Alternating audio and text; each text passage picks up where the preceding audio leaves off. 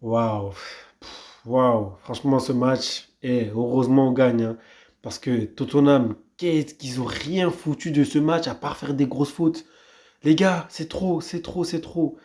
Je suis content de ce match parce qu'on gagne enfin 1-0 face à Tottenham. Bon, dans l'avant-match, j'avais dit que c'est un match où les deux équipes se donnaient à fond, où ça marquait quoi, où ça marquait, voilà. Mais même pas en fait, ça se termine sur un 1-0, alors que les matchs précédents, on a eu un quoi, un 3-2, un 4-1, enfin un 4-3, un 4-1, un 2-0, et là maintenant sur un 1-0. On a fait ce qu'il fallait, le minimum, certes, mais on était à domicile, donc il fallait absolument que Chelsea gagne ce match, et je suis content qu'on a gagné ce match, les gars. Donc, grâce au but de Enzo Fernandez sur une passe décisive de Palmer. Palmer n'a pas été transcendant, hein, mais il a été présent, les gars. Faut le dire, il a été présent avec son centre. On a vu que quand il est sur le terrain, vraiment, il cause des problèmes à l'équipe adverse. Alors, on va déjà parler de la composition des deux équipes. Alors, la composition des deux équipes, du côté de Tottenham, on a Vicario au goal, Van de Ven avec Gromero. Et on a donc des deux côtés, on a Spence et Udogie des deux côtés. Et en milieu, on a Madison, Bentancur, Bergwell. Et en attaque, on a Odeberg, un nouveau, je ne sais pas trop c'est qui. On a donc Solanke et donc Son de son côté. Song, franchement, tout seul, hein. Tout seul. Song, depuis le départ de Kane, les gars, il est miskin, hein, il est tout seul. On a l'impression qu'il joue avec personne, il n'y a plus personne avec qui il peut jouer. Mais bon, voilà, moi, je suis content qu'on ait gagné. J'ai envie de dire, tout on a leur problème. Alors, du côté de Chelsea, on a Jackson en attaque en pointe, on a Sanchez au goal, et on a donc Gusto, Chaloba, Colwyn, Cucurella qui a fait un très bon match, toujours comme d'hab, vraiment un vrai soldat celui-ci. On a Caicedo et Enzo Fernandez au milieu de terrain. L'homme du match, hein, pour moi, Enzo Fernandez, il a fait ce qu'il fallait, les gars. Oh, incroyable. On a Pedro Neto, Palmer et Sancho. On a Jackson donc en pointe. Jackson qui fait son retour. Alors, je pensais que Jackson et Palmer n'allaient pas débuter le match, et Madueke aussi. Mais Madueke n'a pas débuté, mais Jackson et Palmer ont débuté. C'est parce que c'est les joueurs les plus importants de l'équipe. Tout simplement, en fait. C'est les joueurs les plus importants de l'équipe, donc il fallait absolument qu'ils soient présents pour ce match, surtout que c'est contre Tottenham. Tottenham est très mal en ce moment. Tottenham est quoi, dans les 10 derniers du classement. Donc, ouais, ils avaient besoin de points, surtout qu'ils ont perdu le match précédent, alors que bah, ils sont pas bien en ce moment, ils sont vraiment pas bien. Eux, United, c'est deux équipes qui vont pas bien du tout. Alors, je vais être négatif. En première période, les gars, beaucoup de centres de la part de Neto, raté. Cucurella, Gusto aussi de son côté, raté. Des centres, je comprends pas trop à qui ils envoient. Des centres, tu les t'envoies, surtout en première période, on avait des centres de Neto. Alors, Neto centre beaucoup. J'ai l'impression que c'est demandé par Maresca. Ça, c'est étonnant parce qu'on n'a pas de joueur de tête devant. Je sais pas pourquoi on va centrer pendant 1 million d'années. Il n'y aura pas de tête. Voilà, il n'y aura pas de tête. À part si tu fais même monter des défenseurs centraux. Là, peut-être que oui. Mais je comptais pas sur Jackson pour mettre des têtes. Mais au milieu de terrain, il fait pas de tête. Il saute pas trop. Voilà, c'est un joueur au sol, tout simplement. Voilà, c'est même pas qu'il sait pas le faire. C'est pas son rôle, en fait. Il n'est pas un joueur qui va sauter. C'est pas un Drogba. C'est pas un Osimhen. Donc, c'est un peu compréhensible. Alors, première période, les gars, il n'y a pas eu grand-chose, il n'y a pas eu grand-chose, il n'y a pas eu énormément de choses. On a eu le contrôle du ballon, voilà, on a eu le contrôle du ballon, pressing haute, l'intensité de l'équipe, pressing haute sur le positionnement des joueurs et aussi sur le pressing tout simplement sur le ballon. On était vraiment présent sur ces deux phases-là et ça c'est bien, Nick. Alors Liverpool est la meilleure équipe par rapport au pressing haute et au placement offensif des joueurs par rapport au ballon. Et Chelsea, j'ai l'impression que Chelsea s'est amélioré sur cela. Chelsea ne presse pas bêtement, Chelsea reste près des joueurs et dès qu'il y a l'occasion de jouer le jeu, ils vont. Alors que je vais parler directement du premier joueur qui me vient en tête en termes de pressing justement, c'est Caicedo. Caicedo, mais Caicedo, mais qui es-tu? Mais qui est ce gars? Mais qui il est? En termes de récupération, j'ai pas peur de le dire, je le dis clairement, c'est le meilleur récupérateur de la Première Ligue. Je le dis clairement, c'est le meilleur récupérateur de la Première Ligue. Je pense que je l'avais déjà annoncé avant, mais là, c'est clair et net, c'est le meilleur récupérateur de la Première Ligue. Mais comment il fait qu'il récupère à chaque fois? Dès qu'il a un duel à jouer, il a déjà gagné. C'est incroyable.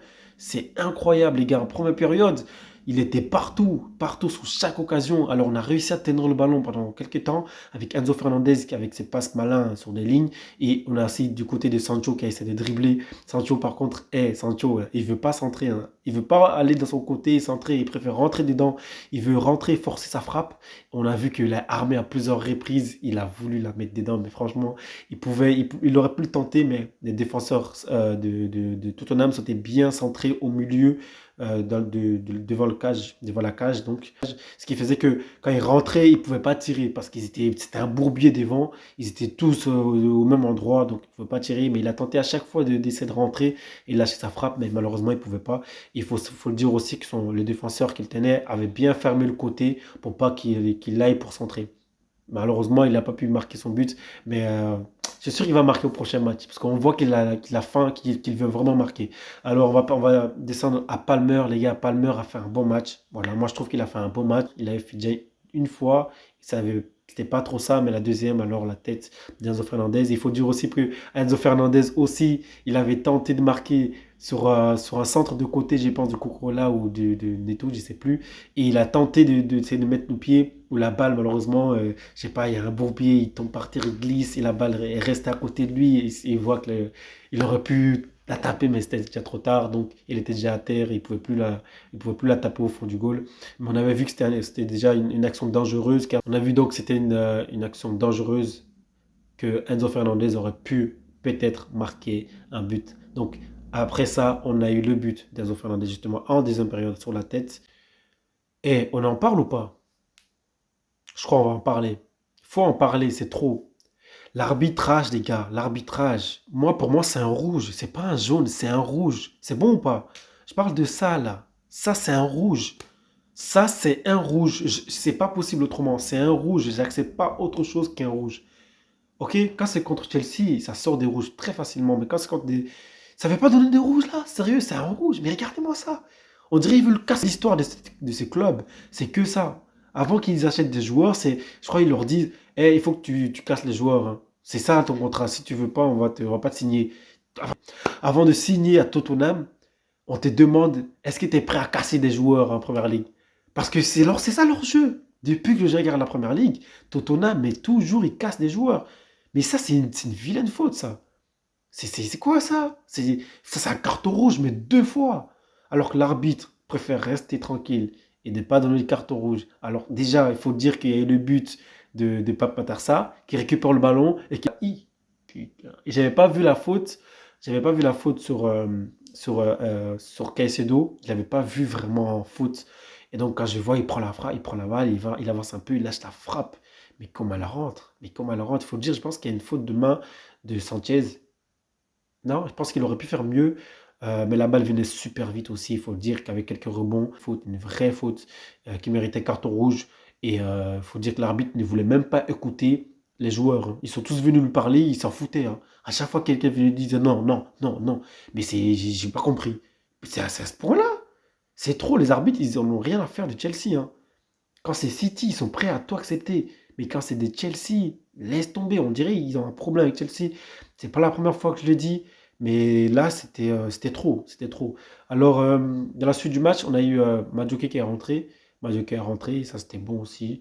Je trouve que du côté de Jackson, Jackson a fait un bon match. Voilà, on va parler de Jackson. Jackson a fait un bon match. À un moment donné, il a frappé d'ailleurs. Il aurait pu. La balle serait peut-être descendue un tout petit peu. Ça aurait pu aller côté lucarne.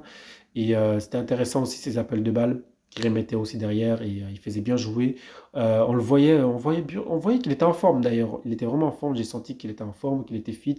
Il avait envie aussi d'aller marquer. On l'a vu, on l'a senti. Et il jouait les duels, hein. Franchement, de plus en plus solide au duel, hein, Jackson. Franchement, c'est très intéressant. De plus en plus solide au duel. Et ça, c'est top, les gars, parce que on a besoin de Palmer et de Jackson pour la dernière ligne droite. C'est quoi? On est au 30e journée maintenant. Il reste donc 8 journées qui vont arriver. On a Brentford et Ipswich qui vont arriver. Alors, je suis content de ce match, les gars. Cucurella, pour moi, l'homme du match avec Palmer et Enzo. Ouais, Cucurella, Palmer, Enzo. Et non, pardon, qu'est-ce que je raconte? Surtout Caicedo. En fait, tout le monde a bien joué, en fait. Tout le monde a juste bien joué dans ce match. Même Sancho, qui est trouvé un peu discret, il n'a pas fait autant de choses, mais il était bien tenu de son côté. Voilà, il voulait frapper, il n'a pas réussi. Mais sinon, en vérité, sur le global, tout le monde a bien joué dans ce match, je trouve. Neto, qui n'arrivait pas bien à préciser ses centres. En première période, on le voyait, il centrait beaucoup, mais c'était pas toujours précis. Mais sinon, à part ça, il était très actif aussi. Il a eu beaucoup de fautes commises sur lui. Neto, alors, ses centres en première période, c'était pas trop ça. En deuxième période, il a réussi à le régler un peu. Et c'était déjà bien. Et je me dis, autant de centres, alors qu'il n'y a pas vraiment de joueur de tête. On a eu Sancho de son côté, encore une fois. Je sais même pas comment il a fait.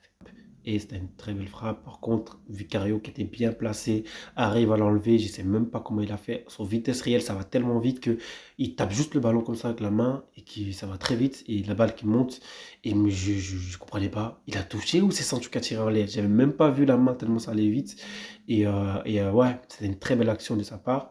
On a eu aussi la frappe aussi sec de Palmer. Vous vous rappelez de celle-là? La frappe sec de Palmer, je ne m'attendais pas à ça. Il lâche une frappe, une fan de frappe, encore une deuxième fan de frappe, puis il lâche la patate et qui arrive directement sur le gardien qui ne s'attendait pas du tout. Enfin, je pense que la défense ne s'attendait pas du tout à ça. Mais Vicario, lui, était bien réceptif, était bien réveillé et il fait son arrêt comme il faut. Alors, si je dois parler d'un joueur du côté des Tottenham, ça serait Vicario. Il a été beaucoup sollicité de la part des attaquants du Chelsea, que ce soit Palmer, comme je disais, que ce soit Enzo Fernandez premièrement, et deuxièmement, et qui marque aussi après son deuxième action. Et, il a aussi reçu la frappe de Jackson. Il était bien concentré, certes, la frappe n'était pas cadrée, mais il était bien concentré aussi sur celle-ci. Et aussi, il a eu la frappe aussi, si je ne me trompe pas, Sancho qui a lâché une frappe à un moment donné aussi. Et donc, ouais, il était là, il était présent. Malheureusement, sa défense n'était pas là. Voilà, on voit que cette équipe de Tottenham, c'est pas trop ça. Alors, on a un contre-attaque de Tottenham. La seule action du match que je retiens de Tottenham, franchement, je ne retiens pas de choses bien. Voilà, à part Betancourt qui vient embrouiller Chalobah pour rien. On va en parler d'ailleurs. Alors, la seule action que je retiens de la part de Tottenham, c'est la contre-attaque de Johnson pour Son à la fin. Et Son qui se déchire, qui tacle pour essayer de mettre le ballon au fond. Et tu as Sanchez qui est de l'autre côté du but. Parce que le contre-attaque était vraiment éclair et nos défenseurs ils étaient perdus. Aucun d'entre eux pouvait faire quoi que ce soit. Et heureusement que Sanchez était là, était réveillé, il nous sauve. Faut le dire les gars, le soldat Sanchez nous a sauvés, il faut l'accepter, il faut l'accepter. Ah, j'étais content, heureusement qu'il arrête ça parce que je pense que si ce but serait rentré, ça aurait été un autre match. Et ouais, on est content les gars, on a 3 points. Et donc on réconforte notre place au quatrième place, on réconforte notre place. Donc on réconforte notre quatrième place juste derrière Nottingham. Nottingham qui est à 57 points. Voilà, qui ont déjà joué. Eux, ils avaient déjà joué. Donc Chelsea maintenant qui a joué. Chelsea donc est à 5 points, comme je l'avais annoncé à l'avant-match. Chelsea est donc à 5 points de Nottingham. Et donc, il faut continuer comme ça, les Blues. Common Blues. On a besoin de points. Donc, la dernière ligne droite. Tous nos blessés qui reviennent, à part Lavia. Lavia, toujours blessé. Lavia. Oh. Lavia. Je sais pas ce qui se passe avec Lavia, les gars. Il est toujours blessé, c'est un problème. Mais bon, on va pas en parler aujourd'hui. Je suis content de cette victoire, les gars. On s'éloigne de City, même pas à un point de City. Mais heureusement qu'on a gagné, hein, les gars, en vrai. Parce que City est à un point. Donc Chelsea doit vraiment se concentrer et ne pas perdre de match. Parce que City reviennent. Et je pense que City va gagner ces matchs. Ces matchs et ils vont faire tout ce qu'il faut pour rentrer en Ligue des Champions. Et à nous de rester concentrés et d'essayer de viser Nottingham. Et espérons qu'on pourra assurer notre quatrième place. On va peut-être monter plus haut et prendre la troisième place. Donc les gars, voilà, je suis content de ce match. Je suis content de tout le monde en fait. Je suis vraiment content de tout le monde. Tout le monde a bien joué. Juste un dernier truc. Betancourt, qu'est-ce qu'il cherche avec Chalobah? Mais c'est quoi cet embrouille bizarre? J'ai pas compris. Chalobah n'est pas censé prendre le carton, hein. Qu'on soit bien clair. C'est Betancourt qui fait n'importe quoi. Et on parle de Roméo un peu. Eh Roméo, celui-là, lui là, il est là juste pour casser des joueurs. Comment il commence à m'énerver?